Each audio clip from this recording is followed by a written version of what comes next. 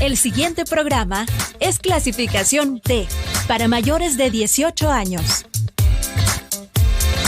Dirección de Espectáculos Públicos, Radio y Televisión. Ministerio de Gobernación.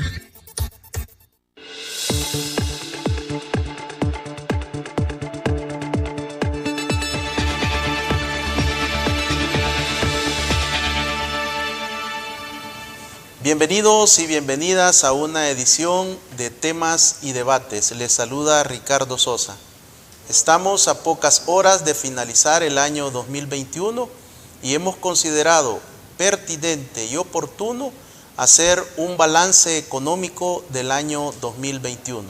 Y para ello contamos con una voz autorizada en temas económicos y sociales en el país, como es el ingeniero Waldo Jiménez, quien es el director de Asuntos Económicos y Sociales de la Asociación Nacional de la Empresa Privada ANEP, a quien doy la más cordial bienvenida y agradezco el aceptar mi invitación y el poder estar frente a los televidentes y cibernautas para brindarles una orientación técnica, pero con palabras prácticas, sencillas, para que nuestra audiencia pueda quedar ilustrada en los temas económicos y agradecerle por estar conmigo en esta noche. Ricardo, muchas gracias por la invitación. Es la primera ocasión que puedo estar aquí en directo contigo. Muchas gracias. Aprovecho porque nos ponemos a hablar de temas económicos, Ricardo, y después ya no se me olvida desearle a tus seguidores una feliz Navidad, que aprovechen este tiempo para ponerse en paz con quienes han estado distanciados, poder disfrutar la familia. Es una época bien propicia, ¿verdad?, del año, una época de reflexión. Así que un saludo para todos, feliz Navidad. Ingeniero, yo sé que estos temas siempre son complejos, siempre son en ocasiones no muy agradables noticias para la sociedad, pero hay que abordarlos y de acuerdo también a cómo estas cifras macroeconómicas y todos estos gráficos y todas estas situaciones que usted prepara con tanta diligencia y habilidad, cómo las podemos llevar a la práctica. Yo le voy a pedir que nos haga esta exposición que hace unas horas ustedes han presentado ante los medios de comunicación nacionales e internacionales. Así que el tiempo es suyo, ingeniero, para que pueda ilustrarnos. Gracias, Ricardo.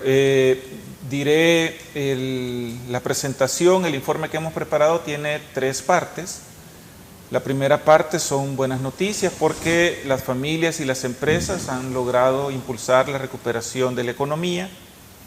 La segunda parte indica que si no hay estabilidad, nada es para siempre y ese crecimiento que hemos tenido no podrá ser sostenible. Y la tercera parte destaca los riesgos que impiden todavía hoy tener un crecimiento alto y sostenido. Sobre cómo las familias han logrado y las empresas recuperar la economía, hemos de destacar que hay 2 variables que han tenido un comportamiento récord extraordinario. El primero de ellos son las exportaciones, que han tenido un crecimiento de 34%. Eso es un crecimiento, Ricardo, nunca antes visto en el país. Aquí hay principalmente 2 factores que están influyendo. Por una parte, los empresarios han recuperado los clientes que se perdieron el año pasado.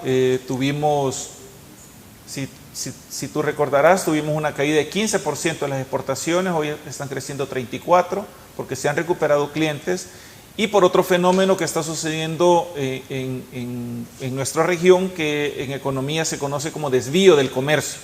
Lo que está sucediendo es que los empresarios que antes importaban desde China hacia Estados Unidos, ahora con el problema del COVID y con el problema de la cadena de suministro, les está resultando mejor importar desde Centroamérica. Entonces, esos 2 factores han influido a que mejoren nuestras exportaciones. Todas las exportaciones han mejorado, las tradicionales, las exportaciones no tradicionales, las exportaciones de maquila.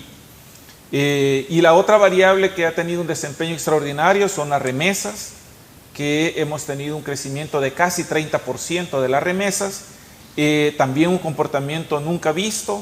Las exportaciones han crecido 1.700 y las las importaciones 1.500 y las remesas 1.600 millones de dólares. Estas dos variables han activado a los sectores productivos. Ahí podemos ver el crecimiento del segundo trimestre de este año. Han activado la construcción, pero también la industria, también el comercio. Todos esos sectores han crecido a tasas de 30-40% durante el segundo semestre. Esto nos ha permitido recuperar el empleo que se había perdido. Hemos recuperado también las empresas que se perdieron más de 1.300 empresas para la pandemia. No solamente se han recuperado, sino que hay casi 300 empresas nuevas que están cotizando a la Seguridad Social. Se habían perdido 71.000 empleos y se han recuperado, y además se han generado 7.000 empleos nuevos. Como consecuencia de todo esto, Ricardo, lo que tenemos es que el PIB ha pasado de una caída de 8% a una tasa de crecimiento de 10%, según ha proyectado Banco Central. En el siguiente slide se muestra ese gráfico. Y nosotros creemos que ese 10% es una cifra razonable que podamos alcanzarla. Dado que la economía ha crecido más, que los sectores productivos se han recuperado, el país ha tenido una recaudación tributaria también sobresaliente. El año pasado, cuando el gobierno presentó el Proyecto General de la Nación, proyectó que para 2021 los ingresos tributarios iban a crecer 15%. Pues no crecieron, nos parecía mucho, 15%, pues no crecieron 15%, Ricardo, crecieron 27%. Esa es una excelente noticia para el país. El gobierno esperaba recaudar 600 millones de dólares más y va a recaudar 1.200 millones de dólares más. Como veremos más adelante, a pesar de esta recaudación tributaria, el gobierno ha continuado tomando deuda y más deuda. Pero nada es para siempre, decíamos, y esas tasas de crecimiento extraordinarias de las remesas y de las exportaciones han empezado a ceder. En el caso de las remesas, tú sabrás que la economía de Estados Unidos estaba creciendo mucho, pero también el gobierno del presidente Biden otorgó un segundo bono por desempleo entre los meses de marzo y septiembre, y eso aumentó las remesas. Ya no están creciendo tanto. Igual ha pasado con las exportaciones, se están debilitando. La economía de Estados Unidos ya no está creciendo 6, sino que está creciendo 2, y eso ha provocado que los diferentes sectores productivos en el tercer trimestre ya hayan empezado a ceder y a tener tasas de crecimiento menores. En el caso de la industria tenemos en agosto una tasa de menos 1%. El sector comercio también ha bajado su tasa de crecimiento. Y en el sector construcción ya tenemos un par de meses que las tasas de crecimiento son negativas.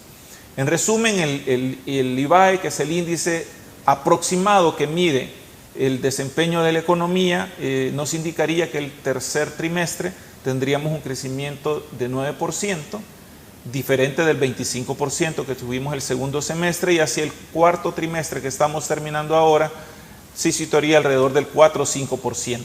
De tal forma que, según pronostica Fondo Monetario Internacional, la economía de El Salvador regresaría a partir del segundo o tercer trimestre del otro año a tasas normales de crecimiento de 2%, lo cual es, como tú entenderás, hemos pasado más de 20 años con esas tasas de crecimiento y no son suficientes para sacar a la población de la pobreza.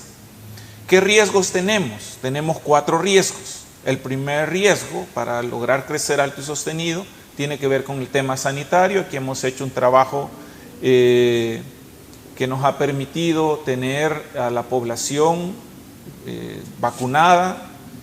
Más del 60% de la población está vacunada. Nos preocupaba los países vecinos, Guatemala, Honduras y Nicaragua. Tú sabes, Ricardo, que nadie está vacunado hasta que todos estamos vacunados. Entonces, Honduras y Guatemala y Nicaragua tenían tasas muy bajas de vacunación, pero ya han mejorado esas tasas. Hoy lo que tenemos son riesgos sanitarios asociados a nuevas variantes, al tsunami de infecciones que se viene en Europa por la nueva variante, a la resistencia que pueden tener las nuevas variantes a la vacuna y a la dificultad de conseguir la inmunidad de rebaño. El segundo factor que nos afecta es la volatilidad de los precios internacionales como consecuencia de la pandemia, y estos son precios que no podemos controlar, ¿verdad? El trigo ha crecido 78% respecto de el valor que tenía antes de la pandemia. El maíz ha crecido 45%.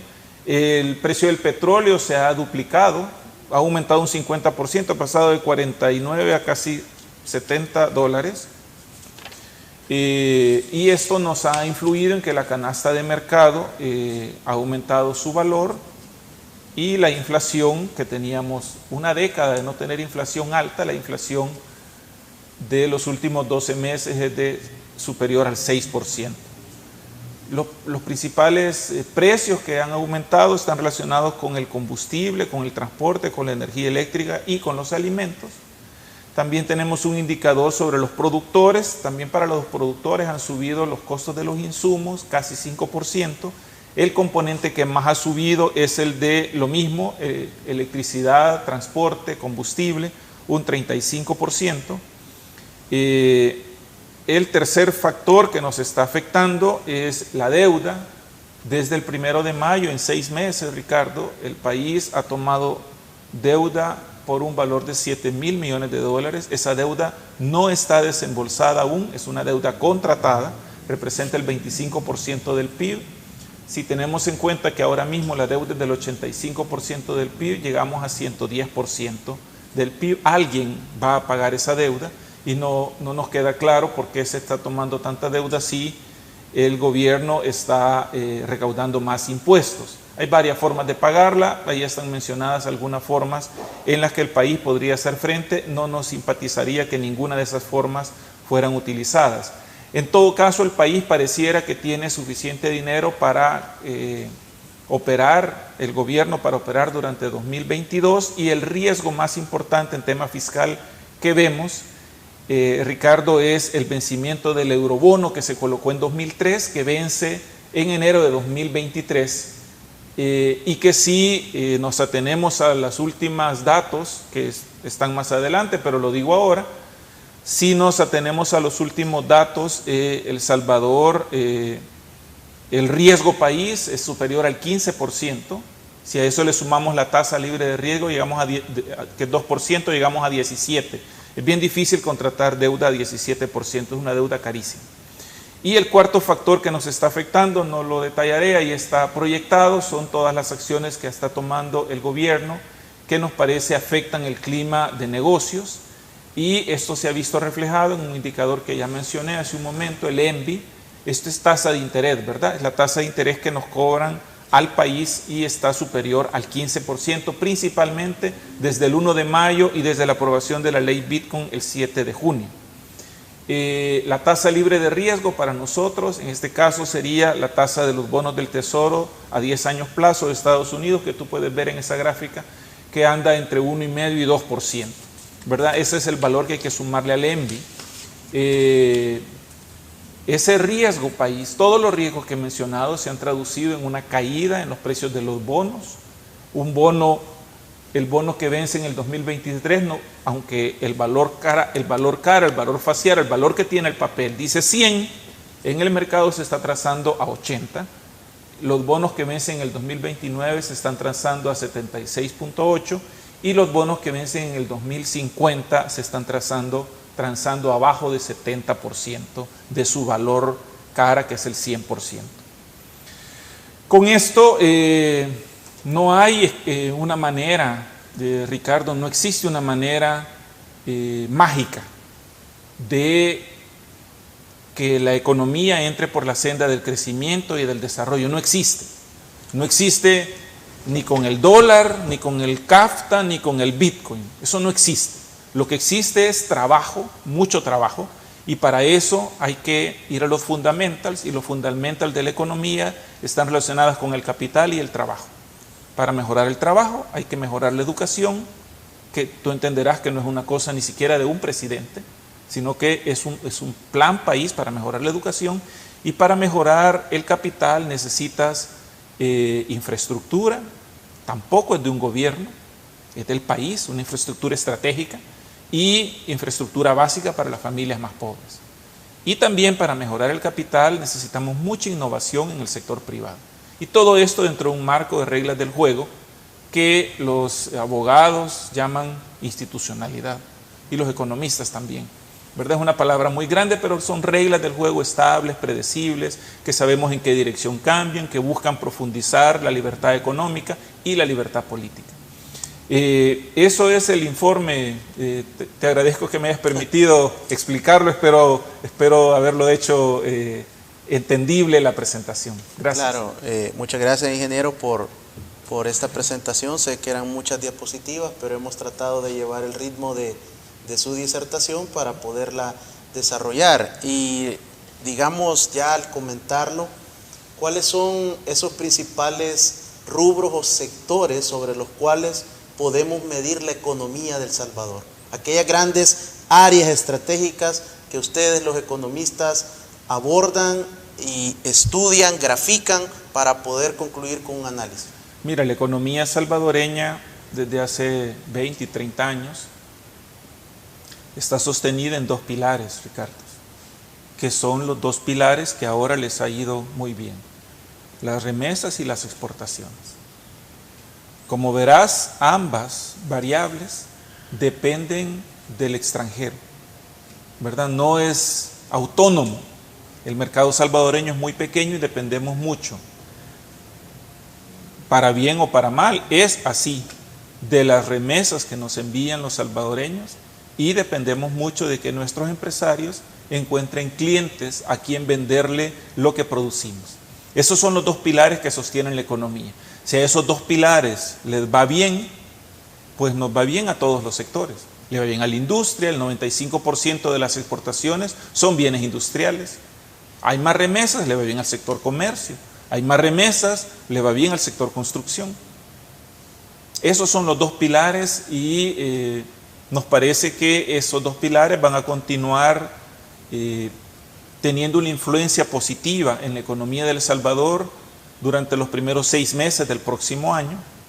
Y a mediados de año lo que vamos a tener ya es volver a la realidad. Se acabó el efecto rebote, que es otra expresión empírica de los economistas. Se acabó el efecto rebote y ya tenemos que construir nuevas oportunidades. Los empresarios, como tú sabes, siempre están buscando oportunidades. Nos parece que el desvío del comercio y el nearshoring es una valiosísima oportunidad para El Salvador. La cadena de suministro va a continuar afectada por el COVID durante 2022, pero a nivel internacional las empresas navieras han consolidado grupos y se está conformando un oligopolio, de tal manera que existe el riesgo de que los precios de los fletes no disminuyan, y es una oportunidad para Centroamérica, para El Salvador, lograr que esa parte de las importaciones que hacía Estados Unidos desde China ya no las haga desde China, sino que las haga en El Salvador. Eso significa un trabajo importante de los empresarios, de ir a buscar los inversionistas que se instalen en el país, de los que ya están instalados, de ampliar sus plantas. Ahora mismo, Ricardo, todo el techo industrial disponible en El Salvador está ocupado. 100% del techo industrial. Había un espacio que fue aprovechado como una parte del desvío del comercio, y por eso tuve cifras importantísimas de crecimiento de las exportaciones. Ahora mismo los empresarios están realizando planes sobre cómo y en qué manera ampliar el techo industrial para aprovechar esas oportunidades del desvío del comercio que en Estados Unidos se ha dado por llamar el nearshoring. Lo está promocionando el BID, lo está promocionando el mismo gobierno de los Estados Unidos. La vicepresidenta Kamala Harris está realizando acciones para que hayan más empresas que se instalen en nuestros países para generar inversión y tener más y mejores empleos. Ingeniero, con relación a las remesas, ¿qué han podido ustedes medir? Se habla mucho de que estos bonos que el gobierno de los Estados Unidos de Norteamérica entregó a los ciudadanos, que parte de ese bono pudo haber llegado a la familia salvadoreña. ¿Qué información tiene? Es difícil establecer una relación directa, digamos. De la información estadística se observa que hay una una relación, hay una causa, digamos. Hubo un segundo bono y en ese mismo periodo aumentó mucho las remesas, lo cual es razonable porque además los salvadoreños en Estados Unidos siempre están preocupados por sus parientes, pero también entenderás, Ricardo, que durante una parte importante de este tiempo los empleos no se recuperaban. Ahora ya en septiembre se han recuperado. Entonces era normal que los parientes quisieran ayudar a aquellos familiares que tenían dificultades para alimentarse, para vivir, ¿verdad? Ahora ha pasado que ya recuperamos todos los empleos y que ese bono que terminó en septiembre ya no estaba presente. Y por eso tú ves en la gráfica las remesas llegaron a tener un crecimiento de 50%, pero ya no, ¿verdad? Ya han disminuido, ya están más bien cerca del 25%. Y esos son los valores que van a ir disminuyendo conforme pasen los meses. Por eso es importante generar la capacidad propia del país de producir. Y no hay la mejor manera de hacerlo, es atraer inversiones para exportar. Ese es un trabajo arduo y significa, de parte de quienes invierten, confianza en el país, confiar. Hay una aporte, hay una bendición de los más de 3 millones de salvadoreños residentes en los Estados Unidos de Norteamérica que apoyaron a sus familias y por lógica el desempeño y el desarrollo de nuestro país. Es correcto, y eso es... Mira, mucha gente ha criticado que El Salvador pareciera que es un modelo de crecimiento, está basado en expulsar salvadoreños que se vayan a Estados Unidos. No creo que haya tal perversidad, digamos, de que alguien les diseñe un modelo tan perverso. Pero sin duda es cierto que eso sucede, que hay cada vez más salvadoreños que toman la decisión de irse. Es parte de la libertad que existe. Pero esa remesa, Waldo, está enfocada más a un consumo de las familias. Sí. ¿Cómo pudiera el país ayudarle también a las familias para que inviertan, para que puedan generar otro tipo de oportunidades con ese esfuerzo de sus familiares en el exterior? Sobre eso permíteme decir dos cosas. Uno es que sí, pareciera que la remesa se destina principalmente a consumo, ¿verdad? Lo que hemos visto en este tiempo de la pandemia y de aumento de las remesas, y que nos dice Casalco, una gremial socia de ANEP, es que si bien es cierto, las remesas pareciera que han ido a consumo, también han ido a infraestructura, porque ha habido un consumo de cemento y de otros materiales de construcción a lo largo y ancho del país. O sea, estamos hablando de familias, Ricardo, que han remodelado su casa, ampliado su casa, reparado su casa, ¿verdad? Si tienes un dinero extra que no lo tenías previsto y hay una necesidad, pues le hago un cuarto más, le hago segundo piso, mejoro las condiciones de la casa. Y ese es uno de los factores por los cuales el cemento todavía, con datos al mes de agosto, está creciendo 40%, ¿verdad? Y no es cemento o materiales de construcción concentrados en grandes proyectos, que también han habido grandes proyectos que ya están... Torres, condominios... Sí, centros comerciales, no. Sí, eso también ha sucedido.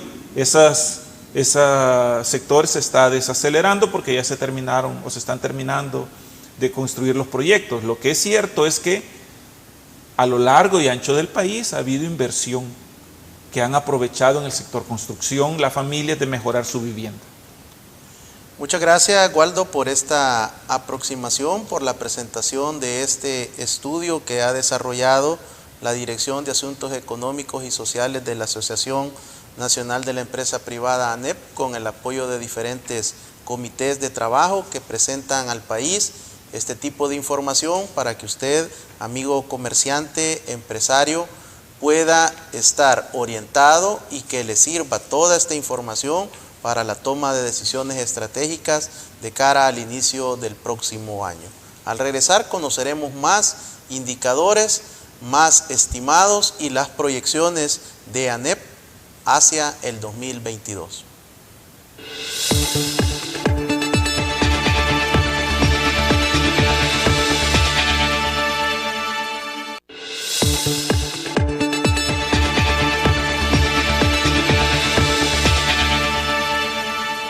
Muchas gracias por continuar en nuestra sintonía. Buen provecho si ingiere sus sagrados alimentos en familia. De igual manera, estamos desarrollando un balance económico del año 2021 desde la perspectiva y la óptica del sector empresarial de la Asociación Nacional de la Empresa Privada ANEP. El ingeniero Waldo Jiménez, director de Asuntos Económicos y Sociales, es nuestro invitado en esta noche. Ingeniero, para efectos prácticos de todos los televidentes y cibernautas, ¿qué es el Producto Interno Bruto? ¿Cómo lo podemos comprender en términos más prácticos? Esa es la pregunta, la dificultad que siempre tenemos los economistas de explicar de manera sencilla. Ricardo, solo déjame hacer un comentario de que me quedó del bloque anterior. Yo te decía que respecto de las remesas, una parte de las remesas pareciera que en los últimos meses se han utilizado para reparar casas, ampliar, remodelar a lo largo y ancho del país, seguramente también remodelar oficinas, negocios. Hay una segunda manera. Es bien difícil decirle a las familias que reciben remesas en qué gaste su dinero, porque tienen la libertad de gastarlo en lo que sea. Pero hay estudios que muestran e indican en qué se gastan las remesas. Y en ese sector, en esos sectores donde los salvadoreños deciden consumir, hay oportunidades de negocios que bien podrían ser o apoyadas por municipalidades, por el gobierno central o de iniciativa propia de los empresarios.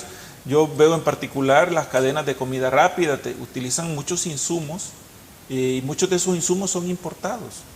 Alimentos que podríamos producir aquí, queso, vegetales, carnes, todas esas cosas se podrían producir en El Salvador y generar riqueza aquí mismo. Entonces, ya que uso la palabra riqueza, regreso a tu pregunta. ¿Qué es el PIB? Es la riqueza que genera un país. Antes se llamaba PGB, Producto Geográfico Bruto. Ahora pasó a llamarse Producto Interno Bruto. Pero del nombre anterior queda Producto Geográfico Bruto, es la riqueza que se genera dentro del territorio del país. Porque, por ejemplo, si una empresa salvadoreña tiene una filial en Guatemala, la riqueza que se genera allá no forma parte del PIB. Aunque para el accionista sí es parte de su riqueza, pero esa riqueza se generó en Guatemala. Entonces, eso es el PIB. Los productos, los zapatos, los tomates, las camisas que se produjeron, que se hicieron en el país durante un año en particular. El PIB, Ricardo, las autoridades públicas en todo el mundo no lo pueden calcular, porque es difícil medir el PIB, todo lo que se produce. Hay metodologías para estimar el PIB. Entonces nunca sabemos exactamente cuánto es el PIB. El dato que se entrega es un valor estimado de por dónde anduvo la producción de riqueza en ese país en ese año. Hay otros datos que no son estimados. Por ejemplo, la cantidad de exportaciones. Eso hay un registro de cuánto se vendió a otro país. La recaudación de impuestos, eso tampoco es estimado, ¿verdad? Es la cantidad de dinero que recibió el fisco, ya sea en efectivo o en todas las cuentas bancarias. Esos dos rubros, sin embargo, son insumo para estimar el PIB, estimar la riqueza del país. Todos los años los países están buscando nuevas metodologías para hacerlo el mejor cálculo posible. Siempre hay cosas que no se calculan de manera correcta, Ahora mismo los ambientalistas dicen que hace falta incluir el deterioro ambiental como parte del cálculo del PIB. Otros dicen que el trabajo doméstico no se contabiliza en el PIB y es algo que se produce en El Salvador o en cada país y que debería formar parte del PIB. Los países han empezado a generar cuentas satélites, por ejemplo, de turismo. Hay una cuenta satélite de turismo para incorporar toda la riqueza que se genera en ese sector dentro del Producto Interno Bruto. Sin embargo, la medida del PIB y sobre todo dividir el PIB entre el número de habitantes y con eso significar la riqueza por habitante que tiene el país, entenderemos que no es una medida, es una medida para comparar, pero no es una medida al interior, para saber el bienestar de la población. Y en ese sentido, el tema de salarios es un tema importantísimo y las propuestas que se han hecho desde el sector privado es cómo mejoramos la productividad para que los salvadoreños produzcan más con menos. Y eso, el principal factor que ya he mencionado antes, es mejorar la educación. Si no mejoras la educación es difícil producir más riqueza. Yo tengo años de escuchar decir que deberíamos de invertir el 6% como mínimo del Producto Interno Bruto en educación. Sí, estamos llegando a niveles que superan un poco el 5% en este momento para el presupuesto del 2021, pero la educación no mejora. Los indicadores están enviando una lectura que los bachilleres no están generando el conocimiento y el talento, al menos al tratar de ingresar en la Universidad Nacional de El Salvador. De igual manera, los abogados acaban de pasar su examen de notarial y el promedio fue 4.0. La prueba Avanzo, que es otro indicador que nos puede ilustrar por dónde va el tema de la educación superior, también no está pasando la plana. Por lo tanto, ¿es solo un número o qué vinculación tiene la mejora de la economía con la educación? Sí, mira, es un tema que daría para hablar bastante, Ricardo. En la oficina, en ANEP, las gremiales empresariales han hecho muchas propuestas en el tema de educación, pero sin duda es un área de política pública donde los empresarios no pueden pasar a ejecutar, ¿verdad? Hay varias empresas, tú conocerás, que han tomado la decisión de, como parte de su inversión social empresarial, poner dinero para mejorar una escuela, 2 escuelas, se han unido, ayudan a la escuela en la infraestructura, pero también les enseñan cómo gestionar los recursos. Lo que es indudable es que si no mejora la educación, no vamos a crecer más. Y estamos en una situación, aquí me paso a otro tema, estamos en una situación, en un momento crítico, porque la generación de los centennials, que son los que nacieron del 2000 para acá, es la primera generación que es más pequeña que la generación anterior. O sea que ya llevamos 21 años en que la pirámide se ha invertido en El Salvador. Siempre pensábamos que había un grupo poblacional y el siguiente grupo poblacional era más grande, era más grande, era más grande. Pues ahora ya llevamos 20 años en que es más pequeño, más pequeño, más pequeño. Una parte de lo que le ha permitido a El Salvador crecer 2% es que somos muchos, con una capacidad, un nivel educativo X. Esta generación centennial ya tiene 20, 21 años, ya está entrando al mercado laboral y tiene las mismas deficiencias que la generación millennial. ¿Qué quiere decir? Que ellos van a producir más o menos lo mismo y son menos. Entonces, en 10 años vamos a estar con que El Salvador no crece 2, sino que crece 1. De lo que se trata entonces es de dar una mejor educación para que las nuevas generaciones, que son más pequeñas, que son menos personas, tengan más capacidad de generar y agregar valor a la economía. De tal forma que el tema educativo no es un tema menor. Yo te pongo un ejemplo, en el tema de desarrollo y programación de software. En ese área, si tú tienes, ahora mismo ya no se estila a los graduados universitarios, también no quiero decir que hay que desechar los graduados universitarios, pero la demanda está creciendo a una velocidad tal que se han inventado de hace 3, 4 años los campamentos que duran 4 meses, 6 meses, ¿verdad? Donde se capacita en una área específica, campamentos de 3 meses, y en desarrollo y programadores de software es una de las áreas educativas donde más se estila lo de los campamentos. Entonces tú tienes un joven recién graduado bachiller o estudiante universitario que pasa en un campamento 6 meses aprendiendo desarrollo de software, y si sabe inglés, su salario al salir es de $800,000. No tendríamos necesidad de estar discutiendo sobre salarios mínimos, ¿verdad?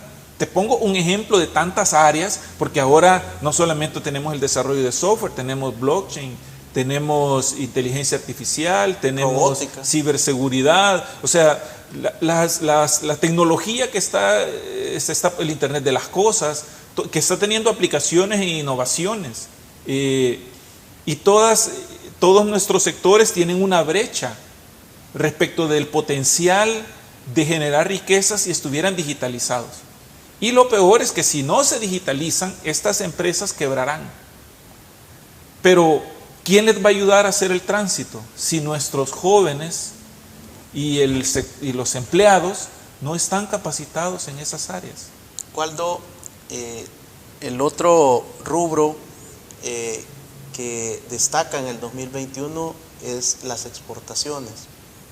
¿Qué han hecho los empresarios salvadoreños, las gremiales que aglutinan a todas las empresas exportadoras para lograr estas cifras, para poder no solo recuperarse de las limitaciones que generó la pandemia del COVID-19, el confinamiento, el cierre de empresas, y que el 2021 esté brindando estos resultados no solo para el sector, sino que para el país? Sí, Ricardo, yo creo que la confianza que han mostrado los clientes de nuestros exportadores dice bien de la calidad de los bienes que producimos. Porque a pesar de que el año pasado muchas empresas se vieron forzadas a incumplir y tuvimos una caída de 15% de las exportaciones, este año se han recuperado esos clientes. Y eso dice bien de la calidad de lo que producimos, ¿verdad? De la calidad de las empresas, de los trabajadores, del adecuado manejo de los tiempos, que en el caso del comercio internacional es crucial, no puede llegar una semana más tarde a entregar el producto, porque las temporadas, sobre todo en los mercados del norte, las temporadas son temporadas. Cada 3 meses hay una estación del clima diferente, y eso obliga a que las modas vayan modificándose con cierta rapidez. En el caso de la producción de ropa, pero en general en toda la producción de alimentos también hemos sido exitosos. La producción de farmacéuticos también hemos sido exitosos. La producción de empaques le ha ido muy bien, y la venta en el extranjero. Como te decía hace un momento, el segundo factor que ha ayudado al desempeño extraordinario de las exportaciones es el nearshoring, el desvío del comercio. Las empresas estadounidenses dicen, es un riesgo traer productos desde China. Bueno, de hecho, las noticias que ha habido hay un atasco en los puertos en Estados Unidos de barcos que no pueden descargar productos, tanto porque hay un problema logístico en tierra, que no hay suficiente personal por COVID, como también porque los fletes son muy caros. Entonces, los empresarios lo que han hecho es ir y buscar nuevos clientes. Tan exitosos han sido en buscar nuevos clientes que está topado el techo industrial. No hay un metro cuadrado disponible para instalar una nueva empresa en el techo industrial que existe en El Salvador. Entonces, ahí vienen nuevas oportunidades para el 2022. En general estamos optimistas respecto de que podremos, con esa mística, atraer nuevas inversiones para el próximo año.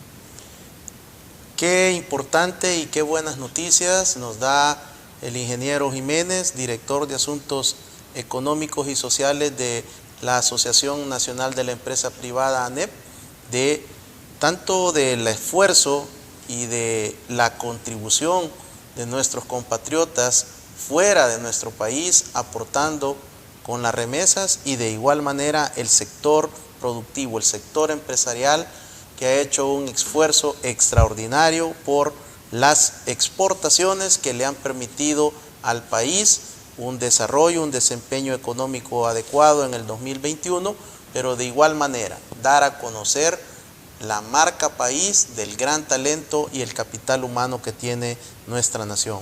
Al regresar, conoceremos cuáles son las recomendaciones, las perspectivas y prospectivas desde el sector de la ANEP hacia el país para el próximo año.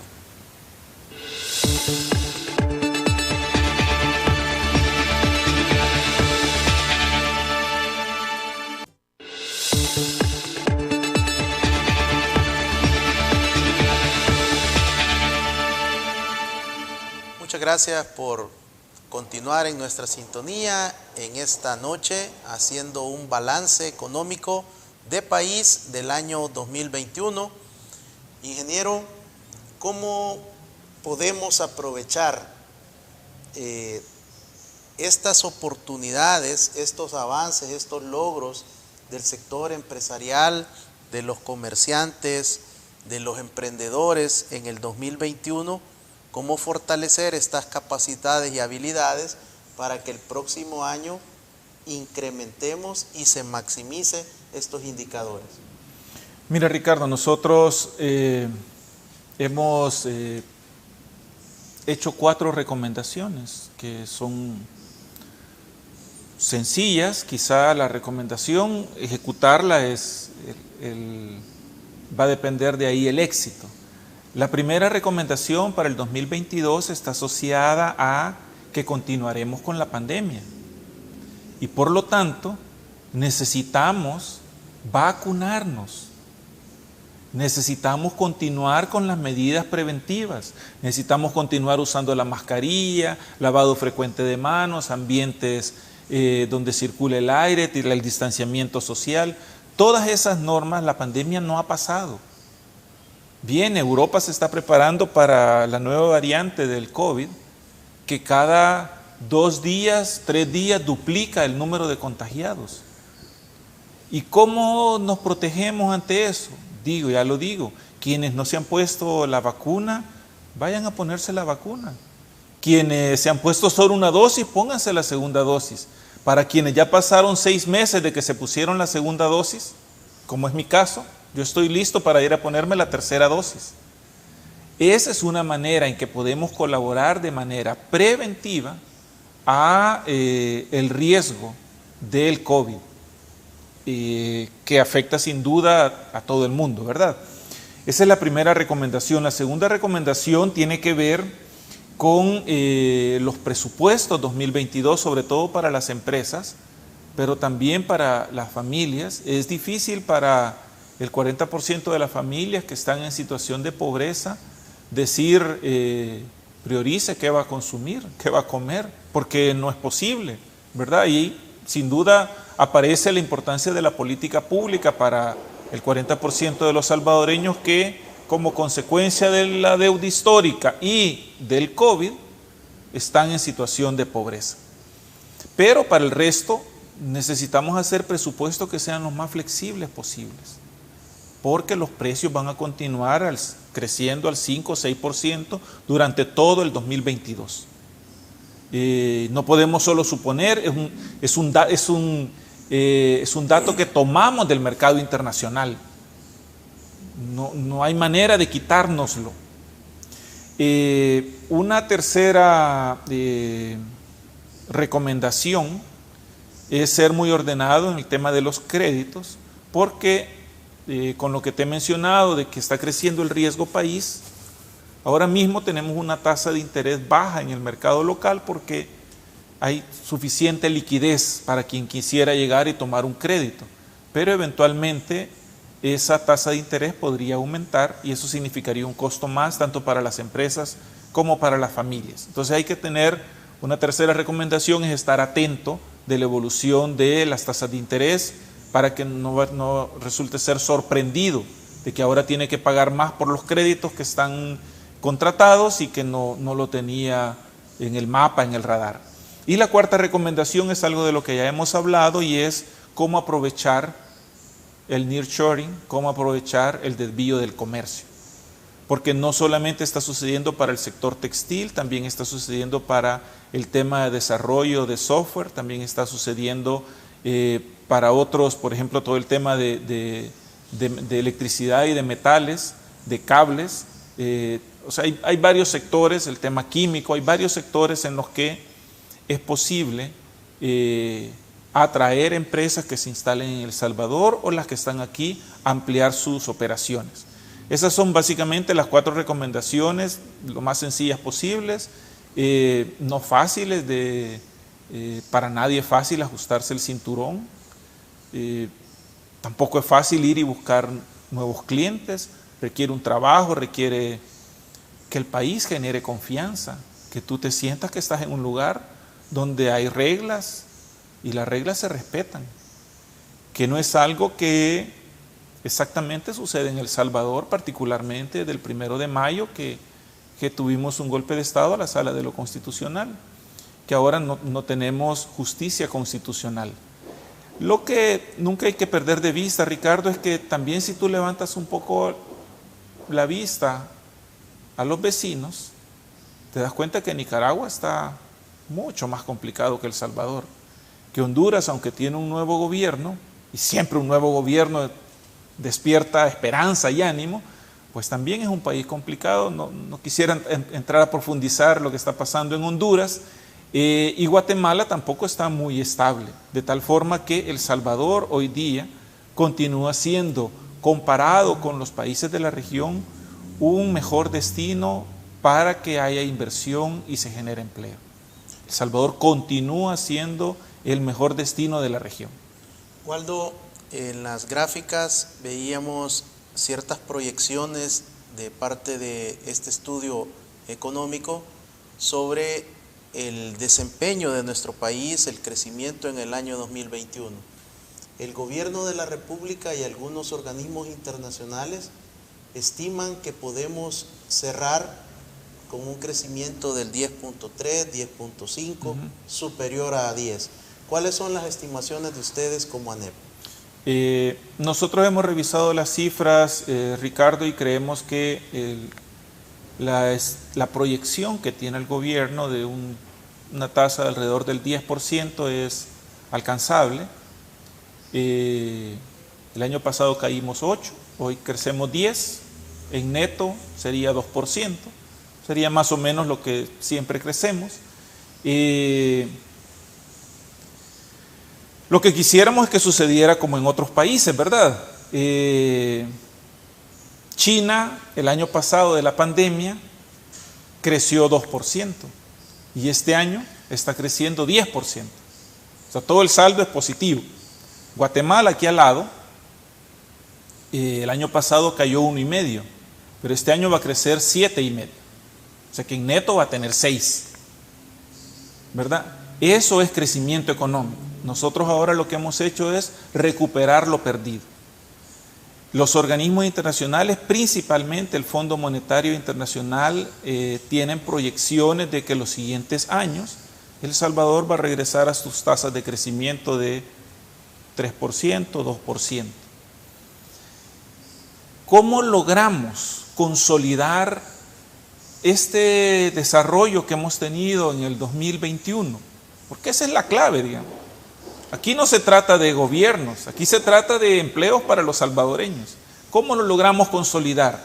Pues nosotros, según nuestras estimaciones, bueno, los datos de información pública que existe, dice, Ricardo, que todos los años, cada año, los privados invierten alrededor de 3.000 millones de dólares en renovar equipo, renovar plantas, ampliar plantas, hacer mejoras, pero también en nuevos proyectos, ¿verdad? Tú ves nuevos centros comerciales, nuevos edificios. En total eso, todos los años son más o menos 3.000 millones de dólares. El próximo año, según el Fondo Monetario, la economía va a crecer 3. ¿Qué debemos hacer para, en vez de crecer 3, crecer 4? Crecer 1% más. 1% más significa que el sector privado invierte 1.000 millones de dólares adicionales. O sea, en vez de invertir 3.000, invertir 4.000 millones de dólares. ¿Y cómo hacemos para pasar de 4 a 5? Otros 1.000 millones de dólares. Todos los años, no solo un año. Eso es un reto, Ricardo, porque supone empresarios que confían en que en el país hay reglas y que las reglas se van a aplicar para todos por igual.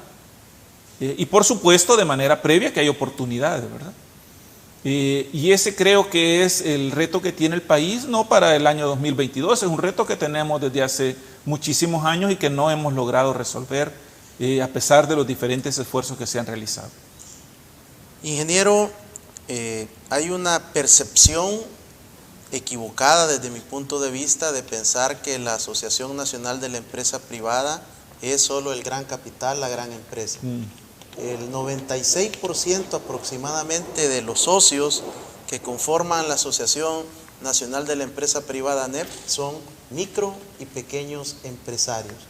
¿Cuál sería el mensaje para esta comunidad, para este segmento importante de la economía que tiene audiencia en este programa y que está diciendo a dónde puedo entrar, a dónde cabe mi emprendimiento, mi negocio, mi microemprendimiento, a dónde me subo en esta ola y puedo en el 2022 aprovechar las oportunidades? Mira, como bien tú decías, Ricardo, la ANEP es una gremial que sus socios son cámaras empresariales, 48 cámaras empresariales de los diferentes sectores productivos, ¿verdad? Comercio, servicio, importación, sector financiero, medios de comunicación, publicidad, pequeña empresa, construcción, exportadores, agrícolas, agroindustriales, en fin. Toda la actividad económica está organizada en gremiales, en cámaras empresariales, y estas cámaras son socias de ANEP. Más que decir en qué sectores, aunque ya hemos hablado un poco de ello, lo que es indudable es que los siguientes 2, 3, 4, 5 años, la clave para tener emprendimientos exitosos es transformar el negocio que existe ahora en modo analógico y pasarlo a digital. Nosotros estamos queriendo desarrollar programas que contribuyan a ese objetivo, ¿verdad? Porque no resulta fácil ni natural. Se dice fácil, ¿verdad? Pasarse de analógico a digital, pero no es tan fácil identificar, porque quizás el negocio no va a ser el mismo, ¿verdad? Por ejemplo, alguien me ponía un ejemplo un día de estos. Imagínate una empresa que fabrica de esos equipos donde atrás pongo el fertilizante, tipo una mochila, y voy irrigando, ¿verdad? El fertilizante o el pesticida o lo que sea. Entonces va el campesino haciendo ese trabajo, el trabajador agrícola. Posiblemente esa manera de ponerle fertilizante a la tierra ya no funciona. Quizás lo que hay que hacer son drones que hagan ese trabajo. Es cambiar el negocio. Y para eso tenemos el 5G, el Internet de las cosas, ¿verdad? Cambió completamente el negocio y tiene que fabricar otro producto que cumpla el mismo objetivo. Eso requiere programas de apoyo que en la oficina estamos trabajando en poder diseñar un programa que permita a las diferentes actividades productivas, al turismo, al transformar sus negocios en negocios digitales. O sea, no es hacer un negocio digital, ¿verdad? Es que sigue siendo negocio del turismo, pero se hace de una manera en que la digitalización está adelante y permite a los turistas tener una experiencia completamente diferente. Ingeniero, quiero agradecerle por haber aceptado mi invitación, por compartirnos esta presentación tan detallada y poder ilustrar a todos los televidentes y cibernautas sobre estos datos económicos, sobre la lectura y la proyección desde el sector empresarial representado en ANEP y por supuesto estas sugerencias y recomendaciones para el país. Muchas gracias y por supuesto que seguiremos requiriendo de sus servicios, de su opinión para poder llevarnos en este recorrido de la economía. Muchas gracias, Ricardo, y reitero, feliz Navidad también para ti y para todos los que están siguiendo tu programa. Así, el ingeniero Waldo Jiménez, director de Asuntos Económicos y Sociales de la Asociación Nacional de la Empresa Privada ANEP. Amigo y amiga empresaria, emprendedora, que usted ha sintonizado este programa. Por supuesto que hay buenas noticias para nuestro país en este año.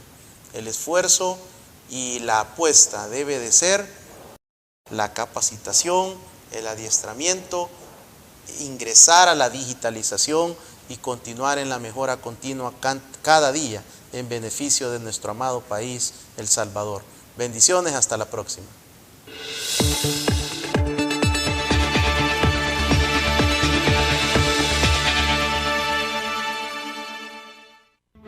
Los conceptos vertidos en el programa anterior son responsabilidad directa de quien los emitió.